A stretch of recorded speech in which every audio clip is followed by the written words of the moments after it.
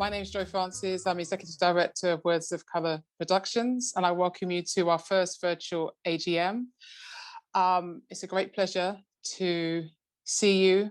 I want to say that I'm dedicating this AGM to Andrea Enisu. And some of you may know her. She's no longer with us, but Andrea was a pivotal part of Words of Colour Productions right from its onset 16 years ago. She was our former creative programs manager, a community activist, particularly in Hackney. And I met her in her 20s when she was a journalist and I was an editor, and had the pleasure of collaborating with her as a literary activist. And some of the things that she achieved: she was the first Black woman to join the National Union of Students. She later worked as a grassroots organizer for social justice and helped establish Hackney Unites. And she was also instrumental in the 2010 campaign to save the name of Dalston's CLR James Library, which I'm sure many of you are aware of. She died on the 13th of February last year at age 49. So rest in peace, and we miss you. In terms of the AGM today, there's a theme. The theme is COVID, collaboration, and creative well-being, which will be explored through different discussions and performances tonight. Hidden within those three C's are some other C's, which are coexistence, co-creation, and those are underpin who we are and how we work. And I just want to say, in terms of what's going to be happening tonight, is that we have guest contributors, all of whom we have collaborated with in some way, shape or form.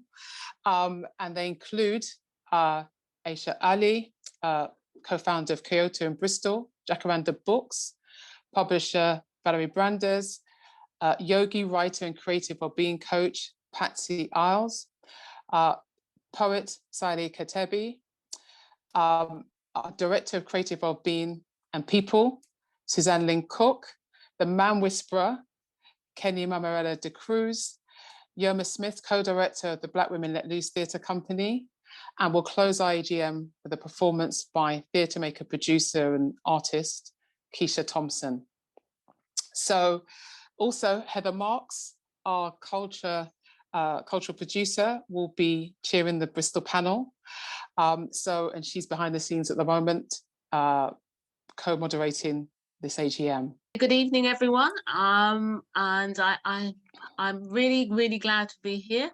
I'm really glad of about four years ago, thereabouts, I said yes to Joy when she talked to me about getting on board with Words of Colour. So, but just for those that don't know me, because yes, I come from a different background, is that I've worked as a change agent. I describe myself as a change agent in public sector for over 35 years, as a manager of services, an educator, director, strategic consultant, and I'm also a psychotherapeutic counsellor. I suppose at my heart of my being, really, and my professional practice is about people's well-being. And so that's why when I joined Words of Colour, I could see an opportunity to bring my skills and experience and my passion to the creative sector, which I haven't actually worked in, but the arts have always sustained my well-being over my life and my interests. And so I thought this is somewhere where I could engage with people who are maybe open and willing, radical at times, to see where we can go to support creatives, writers and entrepreneurs of colour. And that's why I'm really happy to be working with Joy, Patsy and Kenny in developing our creative well-being approach, which is a way of really using all our tools and resources and our experience to work collaboratively with partners, but also to help individuals really sustain their well-being through their creative process and also their business as artists and creatives. So that's really why I'm working within Words of Colour. I'm excited. I'm learning a lot. And I also bring, I suppose, what I'd call the organisational structure piece, because I'm also working with Joy and the steering advisory group to create the structures and foundations of the organisation to enable it to expand, but also to flourish. Yeah, and I suppose that's really me and what we're doing in the business, really, and the organisation, and hoping this will give more of a flavour of who we are, what we can do, but also maybe what we can do with you in the future. So that's what I wanted to say. Thanks very much, Suzanne. Thank you. I just want to add to that, and you can see why she's with us. And it took me 2 years to convince her to come on board. I just want to, I mentioned, you know, we're talking about terms such as creative well-being and creative entrepreneurship.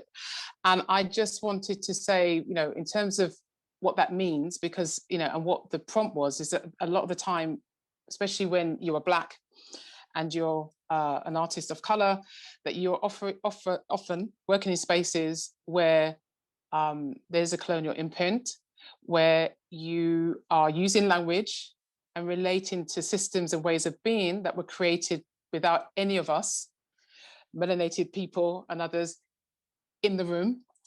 And yet you're meant to carry a legacy and engage with a legacy that's not yours, and trying to be authentic within those type of spaces, and operating within what Misty Copeland, the renowned African-American ballerina, calls white atmosphere, is incredibly challenging on a lot of different mental, physical, and spiritual levels.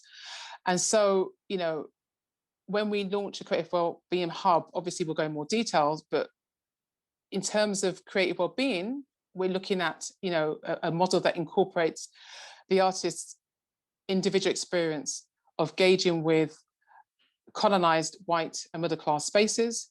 And in terms of creative entrepreneurship, it's about bridging the knowledge and experiential gap between the arts, culture, and enterprise, and to enable artists to have sustainable careers and not just be reliant on grant funding, and the ability to diversify.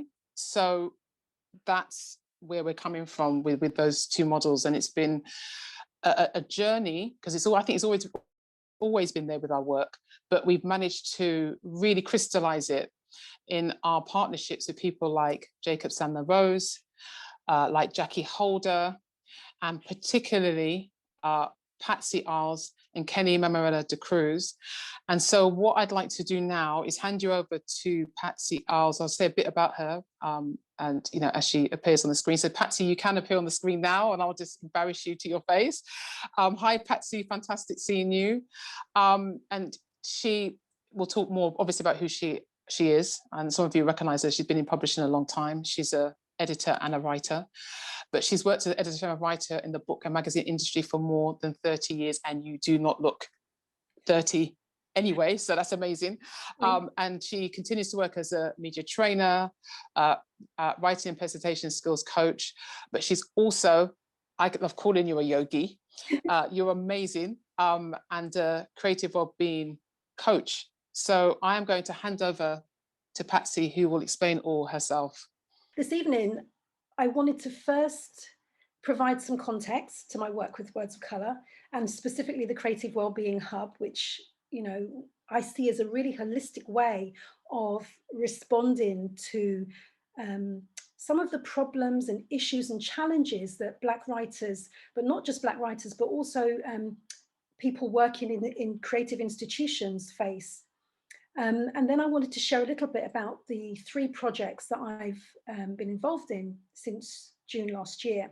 And all of those projects, incidentally, were all linked to the breath. So my background is in book and magazine publishing. So as Joy mentioned, I've been in publishing, and well, I worked in publishing, I should say, about 30 years ago now, over 30 years ago. I was an editor at HarperCollins. And at the time when I was working there, there were few, if any, Black editors. And it was a really difficult space to navigate back then. And we didn't have anything like this. We didn't have an organization that could kind of support me in that journey at that time. But as well as that, the industry didn't understand Black writers or readers. You know, they were thought of, Black readers were non-existent as far as mainstream publishing was concerned. And so, you know, again and again, just kind of trying to get voices heard or bring in writers to the forefront, it was a really challenging time. So after 10 years in publishing, I decided to move into journalism. And I worked in National Women's Weekly magazines for a long, long time, and then returned to book publishing in 2008. So about 13 years ago now. And when I came back to publishing, there were admittedly a few more Black editors than there were back then, years before. And there were a lot more published writers of colour, which was fantastic. But the industry itself had changed very, very little. And to me, it seemed as though there were still the same challenges that remained. So I kind of decided to work for myself. And in the years since leaving publishing, I continued to work with writers, coaching, developing, but also delivering online training and creativity and entrepreneurship courses, certainly with organisations like Media Training and an online platform called Open Classrooms. But also having practiced yoga for the last 20 years, I also went on to train as a yoga and meditation teacher about 13 years ago now, and I've been teaching for about the last 7 or 8 years. So as a creative wellbeing associate, I get to actually combine all of these passions to develop interventions that can support the physical, mental, professional, but also spiritual health of writers of colour. And all of these areas are all kind of areas that in the hub we're really, really passionate about addressing. So since June last year, I've been involved in 3 projects as a Words of Colour associate. So I wanted to talk a little bit about those because each one of those projects has involved a collaboration with partner organisations. Each of these projects has used breath as a starting point. Each of these projects has offered practical breathing practices for participants to take away and to help build and develop their lung capacity during the COVID-19 pandemic. And the final project helped writers explore their creativity through writing prompts and resources inspired by the breath. So the first of these was Breathe 846, 846, which was a series of creative interventions that helped Black men to cope with the mental distress in the wake of George Floyd's death. And in this project, Black men across London and beyond were invited to take time out to heal with a series of online interventions, really creative interventions, each lasting 8 minutes, 46 seconds. And my contribution was a breath meditation, and it helped men understand the transformational power of their own breath that could help to center them and bring a sense of calm. And it was a collaborative project, and there were lots of people that were involved in this collaboration, from Tony Saili to the National Gallery, to Lambeth's Black Thrive, to Colin Salmon, the actor Colin Salmon. And this was organised by Blackout UK. And it just encouraged men to choose from interventions that range from creative writing to music to journaling and spoken word. And the second project I was invited to take part in was a panel discussion with a contemporary arts organisation based in Oxford called Modern Art Oxford. And the panel discussion was inspired by a digital art project which was called Breathworks. And incidentally, it was a project that was kind of launched or kind of inspired before any of this lockdown or before the pandemic started. But it was really their creative associate. It was an idea that she came up with, and her name's Lucy Sabin. And she invited members of the public to explore the range of scenarios that remind us of our breath. And it was fascinating and really timely. And some of the experiences that came out of that were anything from new life to illness, the sounds of birds singing, and everything in between. And so that project, again, was about breath and about the impact it's had on us in the last 12 months. And then more recently, the final project I've worked on, I was delivering an online writing workshop in collaboration with Write and Shine, a fantastic organisation for early birds. If any early birds out there, it's a great organisation. They run early morning writing workshops as well as retreats, and they also have an online library of writing courses. And this 90-minute workshop that I ran was with 25 women, again, using breath as inspiration. And this was about creative inspiration. It was about getting people writing. So really nurturing the creative sides of the people involved. And it was using breathing exercises, poetry, and lots of other resources as creative writing prompts. So it has been a really difficult 12 months, but it also feels as though so much creativity has been nudged out of these restrictions that have been imposed on us all. And it also feels as though we've done some really great and foundational work around creative wellbeing in preparation for the launch of the Creative Wellbeing Hub. So I'm really excited about taking that forwards later in the year. I would like to celebrate the first anniversary of lockdown. The 23rd of March 2020 also sees the year anniversary of our daily men check-in men's groups. I've been holding men's groups for 20 years, but I launched this on lockdown to take the edge off anxiety, men lashing out on others and men lashing in on ourselves. The Women Speak Women's groups are co-facilitated by Christelle, who's a participant of my Words of Colour workshop in May, Conscious Isolation, a Wellbeing Response to COVID-19. On collaboration, one of the biggest gifts from COVID that I've experienced and witnessed is a shift from hoarding and hiding toilet rolls to caring and sharing communities, both locally and online. I often say that the difference between men and boys is that men are in touch with our feminine sides, which allows us to listen, respond, and collaborate beyond boyish noise, reactions, and competition. On well-being, I love collaborating with Words of Colour and look forward to contributing to the well-being of others through the Creative Wellbeing Hub, where my intention is to enable participants of our workshops to safely access the times and places that have caused them pain and perhaps broken spirits, so that we can meet from those places inside of us and express ourselves from there. It's enabling us to find our creative spark safely and reaching in and sharing it out.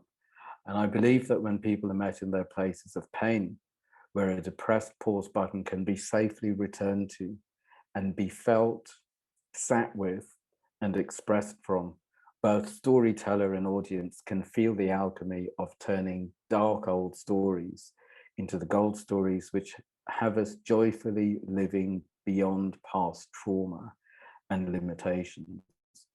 We enable bridges to be built.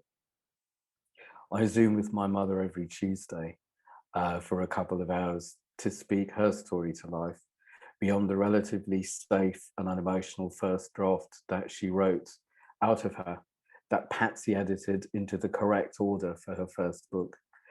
She's now ready to add colour and feeling to her experiences as a young woman on her own, leaving Uganda as a refugee with 2 young boys, possibly never to see her husband, my father, again.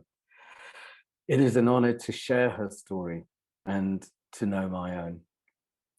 I've had my own eyes opened on my journey with Joy, Patsy, and Suzanne, and the Words of Colour family. I wholeheartedly believe that those who will come after us and those who've come before us, our ancestors, can all be released from what we've been silently carrying, what has been untold and unheard, and what has until now not been given expression to. Thank you, Patsy, for Breathe and the breath of life and expression that we are all invited to enter into. I'm excited about our future and delighted at what joy and your many years of work has achieved for us so far in our story. And also thank you, Suzanne, for words of wisdom and grounding. Here's to feeling the next chapter of our lives, our community, and our world into being from the inside out. Thank you everyone who's been speaking this evening. I've been making so many notes and just writing down so many words of wisdom. Like, so they're so powerful. Like, we can all be released from what we've silently been carrying. Yeah.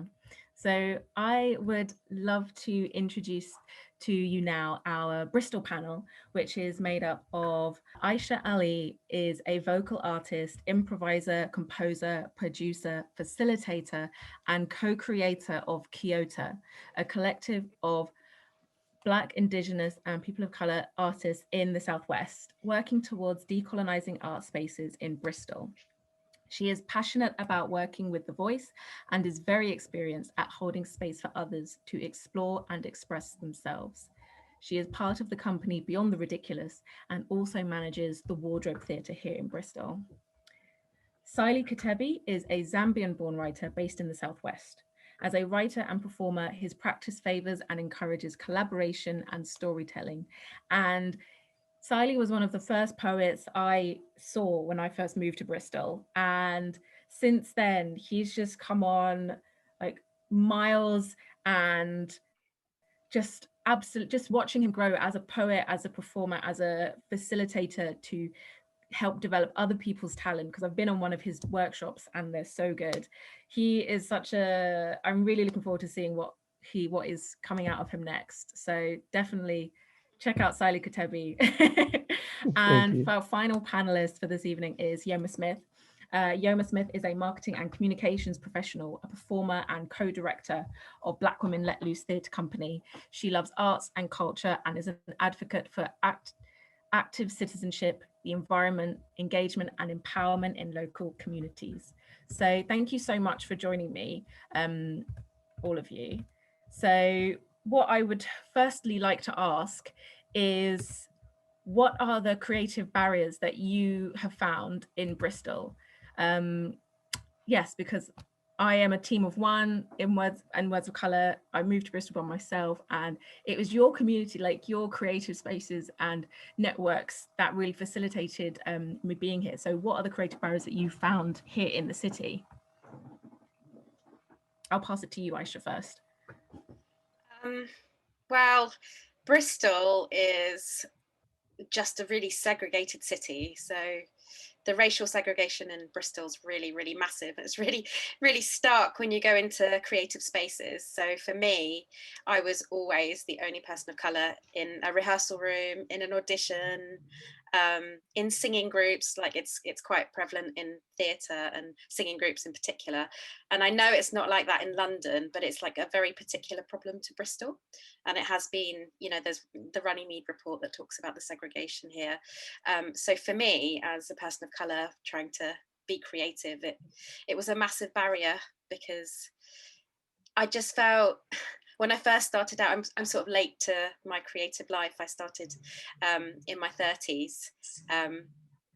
And yeah, I just kind of felt like when I first started out, I was kind of almost apologetic that my experiences and my points of view, my perspective were different to the majority and to the audiences I was looking at.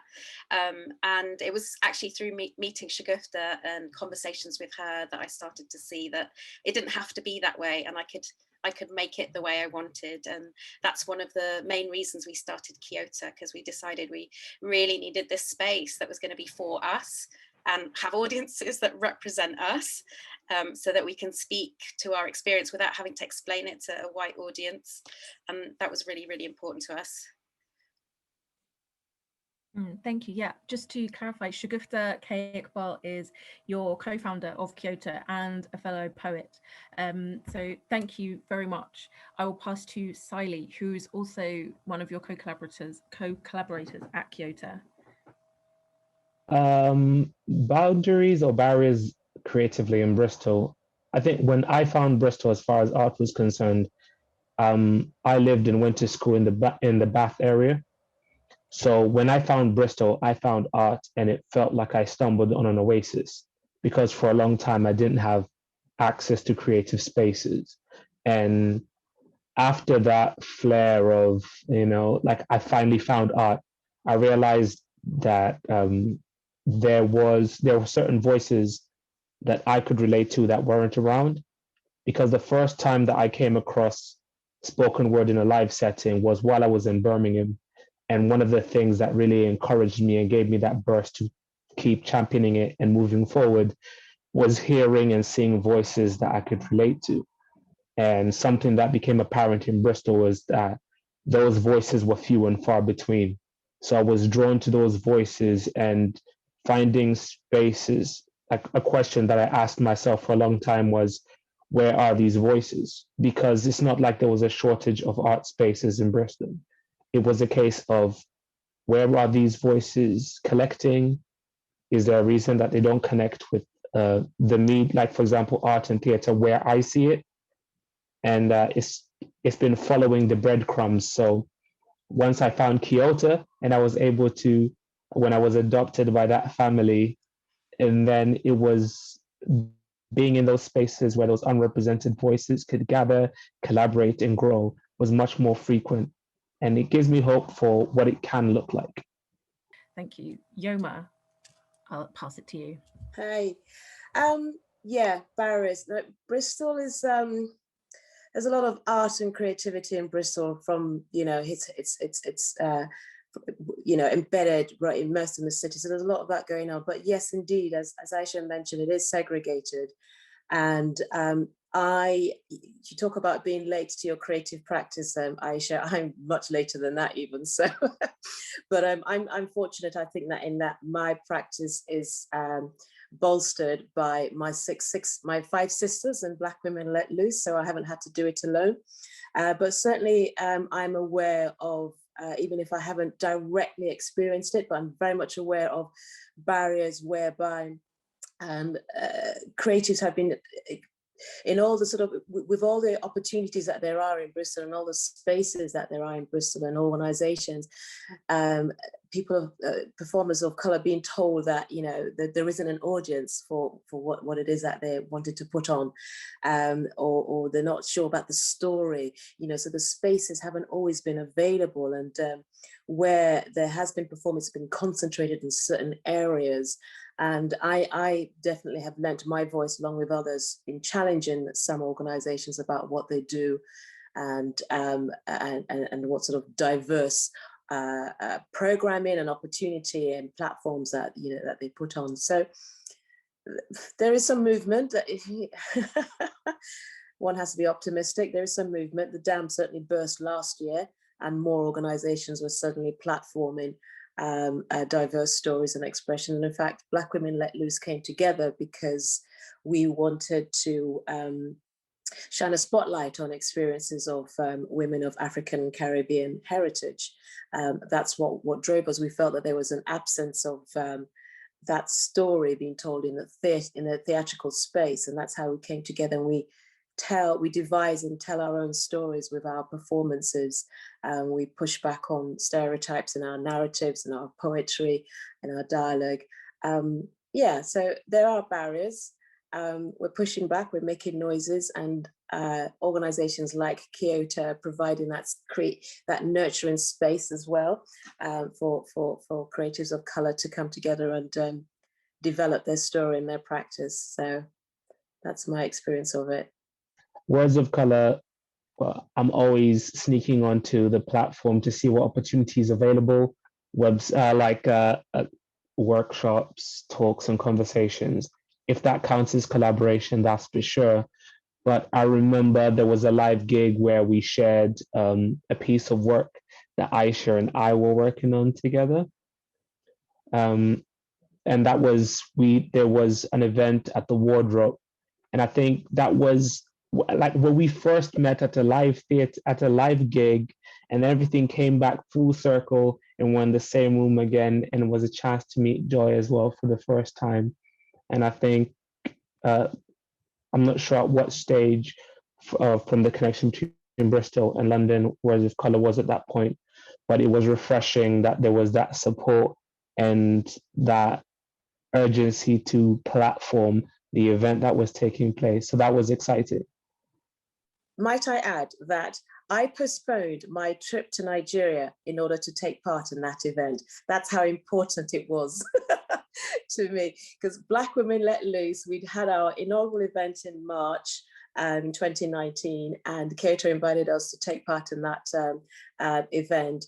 And I hadn't been to Nigeria in 15 years, and I'd planned to travel to Nigeria, and I hadn't booked my flight. So I thought, the date was agreed, was it 9th of July? Was it? Oh, 9th of June, 9th of June. And I was like, right, I've got to perform with my sisters. So I booked my flight 2 days later. And it was great because, of course, we met Joy, and I'd already met you, Heather. And yeah, and just finding ourselves and connecting always helps, doesn't it? There's strength in numbers, there's strength in sharing experiences, and knowing that just increasing the support network. It was something that I personally enjoyed, and I know my fellow directors of Black Women Let Loose Theatre Company have enjoyed too. Well, we had the film made, so it was just like we had Words of Colour came along with the filmmaker, and Heather, you were there, and all of it was encapsulated in this lovely film that we got, like 20-minute film that we're always going to have as a souvenir. And like it captured the variety, the liveliness, the kind of hunger for that space and what was created in it, which was really amazing. And yeah, it was just really encouraging. Like it was really nice to have Words of Colour kind of going, supporting us and giving us advice on what to do next and how to keep going, how to keep sustained in doing this kind of work. I just really hope there's more collaboration between different people. And Shagufta and I have got, because we've obviously been mostly producing with Kiota, and we realised that we're both artists in our own right and we haven't collaborated together. So we're talking about a project to do with climate change and decolonizing green spaces. And I think it's really important to imagine our future. What will our future look like and how do we want it to be? So that's what we're kind of thinking about. And how do we express that through our art? What is your hope for the future regarding creatives of colour in the city? Well, if I think about one of the themes for this evening, which is creative well-being, and I think about how Black Women Let Loose came together and our mission to tell stories, I would say that my vision, my hope is that more stories are told, more experiences are shared, more platforms are available, because the more stories are told and more experiences are shared, the more people who may be struggling with various experiences, their mental well-being is perhaps suffering, they hear stories and they realize perhaps that they're not entirely alone, that there are spaces for them to nurture them and look after them. So that's my vision. Thank you. Thank you. Saili. To follow on the theme of all the C's, I'll say the need for care, courage, and collaboration, working together, being able to look after each other, and laying a strong foundation so that we can move with courage, that we belong to these spaces, and the generations or any wave of artists coming after us know that they have a right to this space as well, and they can own it. Thank you so much. Thank you for those really powerful visions. Imagine our future and how we can express it through art, more stories, more platforms. And yeah, thank you so much, Saili. More care, more courage, more collaboration. Thank you so much for joining me on this panel. I will now hand it back to Joy, and we'll go to Valerie Brandes. Valerie Brandes, founder, publisher, Jacaranda Books, multiple award winning, supporter and activist in the space, co-founded Inclusive Indies, which during COVID, when she was there with her team, publishing 20 Black British writers, first time ever by any publisher in 1 year in 2020. So the 20 in 2020 initiative, which we'll talk a bit about, and was doing that. So, raised over 100,000 that supported independent publishers in a very, very challenged landscape while running, you know, a publishing house. So it's huge. I mean, I can't salute you and applaud you enough, Valerie, and it's been a pleasure to collaborate with you on 2020. I mean, it's just been one of those, oh God, I don't even know how to really describe it. The massive, massive, massive lows and the massive, massive, massive highs. I mean, it's literally been that. It's been a year of extraordinary success for us, as you say, with the Inclusive Indies crowdfunder, which came out of a place of desperation for both ourselves and another amazing founder, yes, Amy Falone. Yes, Roundtable Books, yes. Brilliant, brilliant young woman who's founded Roundtable Books and Nights of Press, yes, publishing. And so we worked together, same sort of thing. We met each other, instantly connected. And at that time, you know, we did kind of reach out to a few people and we didn't get much response. So the two of us decided that, okay, we're just going to do this ourselves. We had no idea what it was going to happen. And, you know, sadly, about a week after we started that campaign, George Floyd was murdered in front of the entire world. And I think, you know, obviously there's a direct correlation between people wanting to feel like they could do something about that and us showing up in need, you know. So the two coexisted at the same time, and, you know, that was the result of that how come that crowdfunder was so successful. But also, you know, you are absolutely spot on, Joy. You were one of the first people I met when I launched Jacaranda. It will be 10 years next year. And from the very first time that we met, like, you've always been the one to just show that support and show, and another C for you, show a level of connection towards me and what I'm trying to do as a Black woman. Like, you just always saw that connection between our jobs, our roles, and our ambitions. And so you've always been there, somebody really special for us. But, and as part of that understanding of, we don't grow, you know, by ourselves, we grow together. It was really important for us to, when we did get that crowdfunder, to immediately think about, well, how can we sort of include other indie presses? And specifically from my perspective, it had to be, you know, Black women who are predominantly the ones who are running publishing houses at the moment. But anywhere there was another Black woman publisher, she had to benefit from this money. That was really important to me. And so we were able to actually support 10 other small presses as a result. So again, you know, you sort of feel like, okay, this is a really tough time that we're going through, but actually there's something really positive that we can do coming out of it, you know? So that was the balance the whole year, in fact.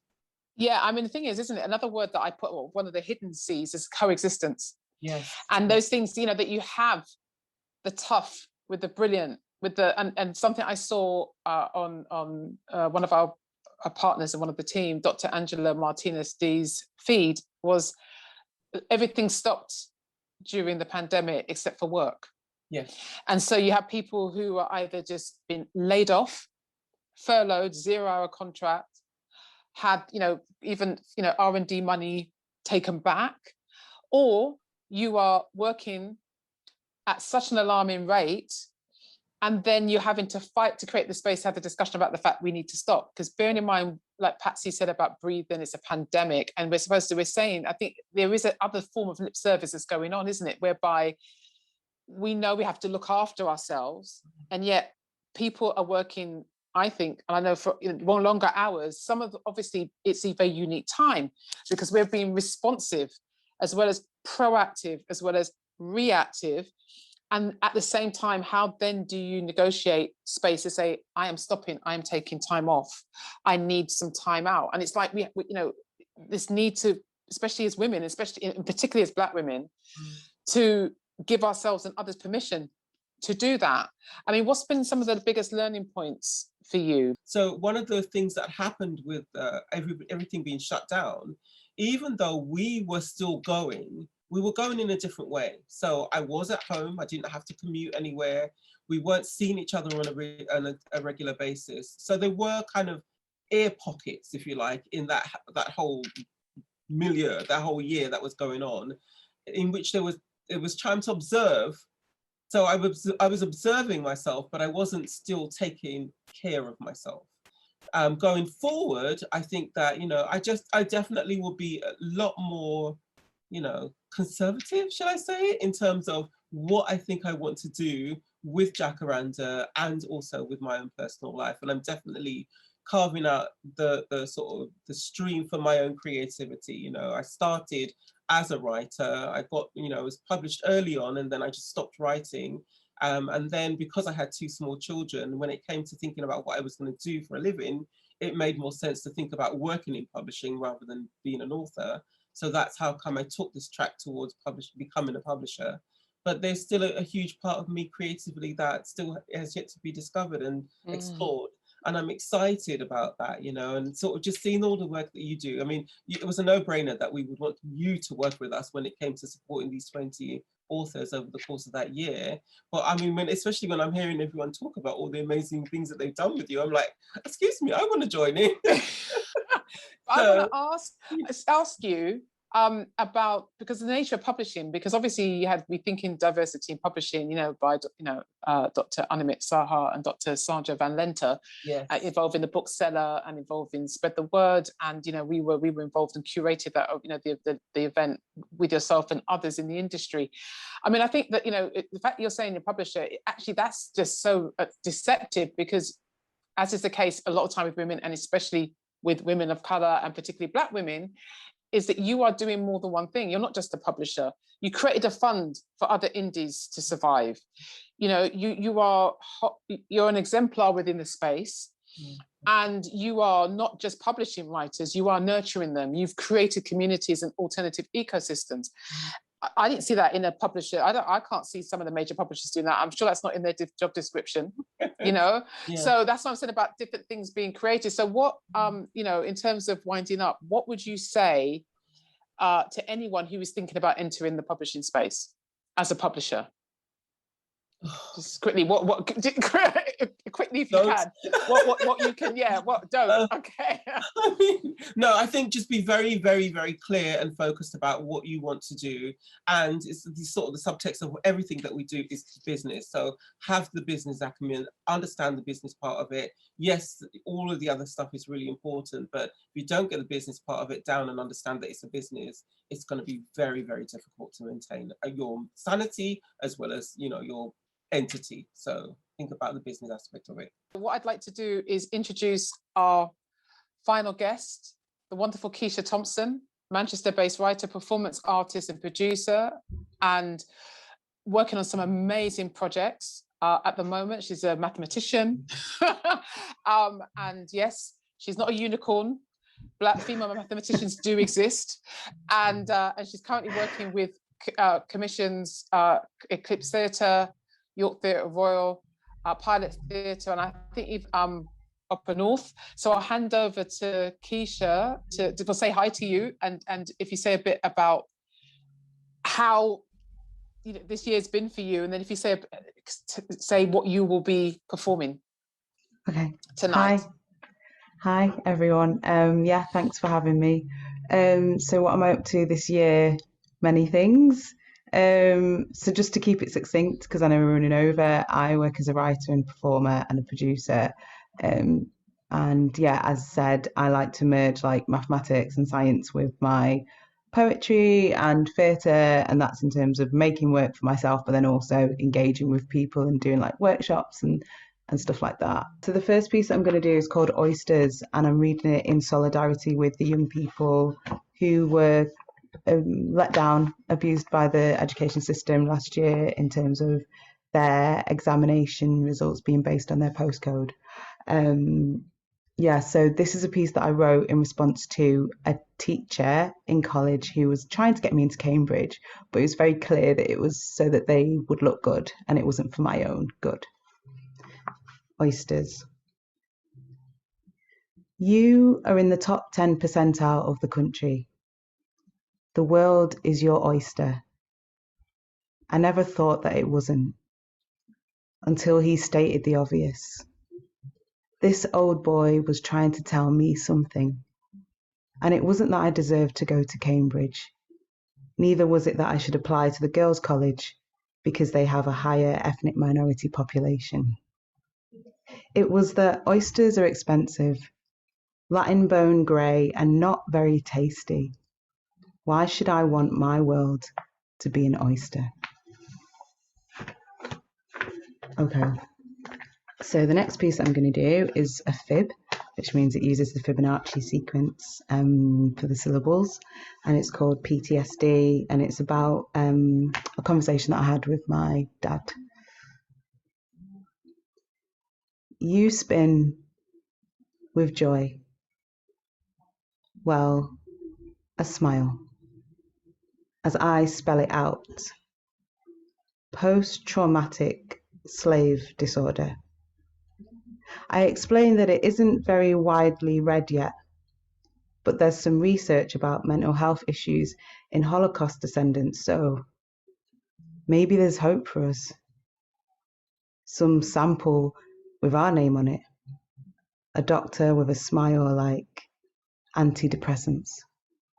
A voice singing closure. And the last short piece that I'll do is called Alchemy. And again, it's about conversations I've had with my dad. He likes to encourage me to become gold, which I'm not sure is possible, but I'll keep trying just for his sake. Living my life like it's golden. Living my life like it's golden. What is it about gold? For years you've tried to explain. One part of me edges forward, a child at the zoo feeding the manatees. You say that this life is an acid test, just words to a girl looking at the sun for too long. When no one is listening, you call yourself Mansa Musa, clambering up your isosceles of hope, your ash mouth, your greying corona, and I want to call you Dandelion.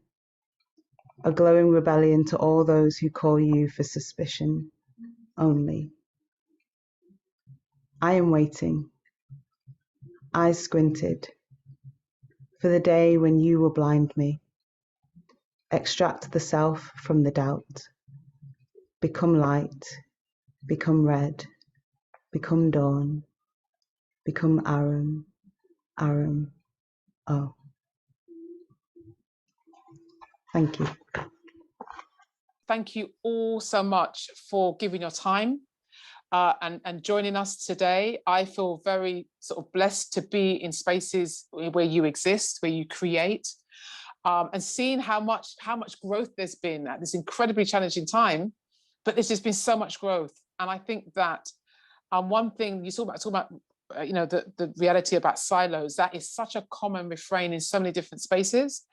And I just think that it doesn't take much to connect with someone or just to recommend somebody and thinking of alternatives. And Patsy as well, thank you. You know, so thank you all, and keep in touch, and thanks for all your comments. And Marilyn, thank you. Yes, all these amazing people who are with us today who are doing amazing work. It's been a pleasure to collaborate with you all. So all the best. I think that's it for me, and have a good night, everyone. Take care.